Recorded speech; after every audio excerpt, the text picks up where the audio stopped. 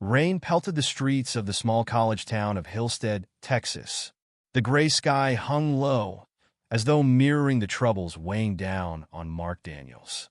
At just 23, Mark was navigating his final year of law school while juggling a part-time job and an overwhelming mountain of debts left by his late father. His mother's medical expenses and his younger sister's tuition only added to the crushing burden. Each day felt like another step in a losing battle. As he trudged along the slick sidewalk, his phone buzzed in his pocket. Mark answered, his voice laced with exhaustion. "Mark Daniels speaking."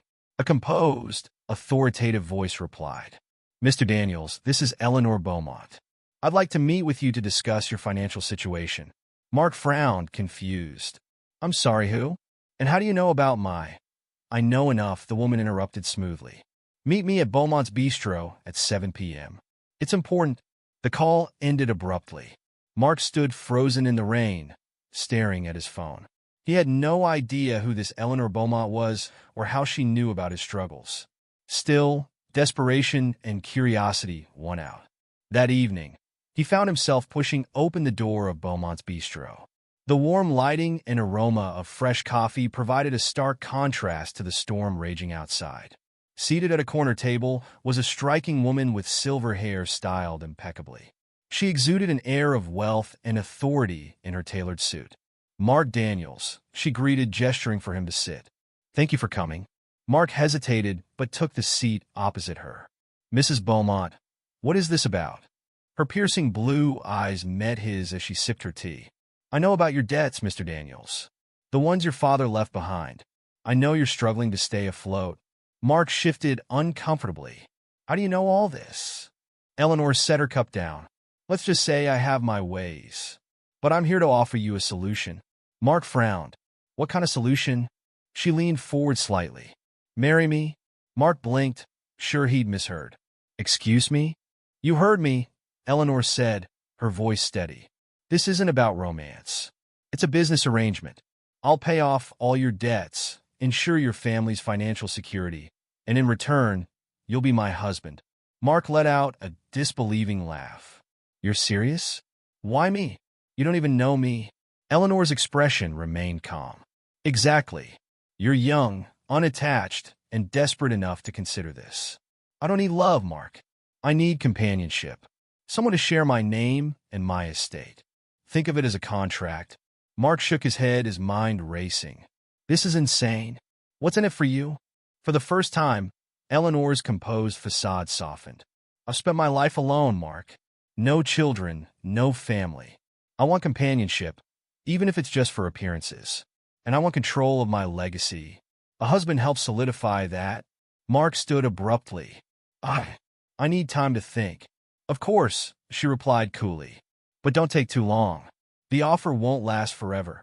That night, Mark sat at the kitchen table with his mother. He explained Eleanor's shocking proposition, his voice trembling with disbelief. His mother, frail and weary from her treatments, placed a hand on his. "I know it sounds unthinkable, Mark, but if she's willing to help, maybe it's worth considering. You're asking me to marry someone I don't love just to solve our problems?" Mark asked, his voice rising. "I'm asking you to save yourself," his mother replied, her voice trembling. "To save us?" The weight of her words crushed him. The next morning, Mark returned to Beaumont's Bistro, where Eleanor waited. "You've decided," she said, not looking up from her tablet. Mark took a deep breath. "I'll do it." Eleanor smiled faintly. "Good. The arrangements will be made immediately." A week later, Mark found himself standing in a courthouse, dressed in a suit Eleanor had provided. The ceremony was quiet, witnessed only by Eleanor's lawyer and a notary. As the officiant pronounced them husband and wife, a sense of unease settled over Mark. Eleanor turned to him, her smile cool and distant. "Welcome to your new life, Mr. Daniels." The gates to Eleanor's estate creaked open as Mark's cab rolled up the long driveway.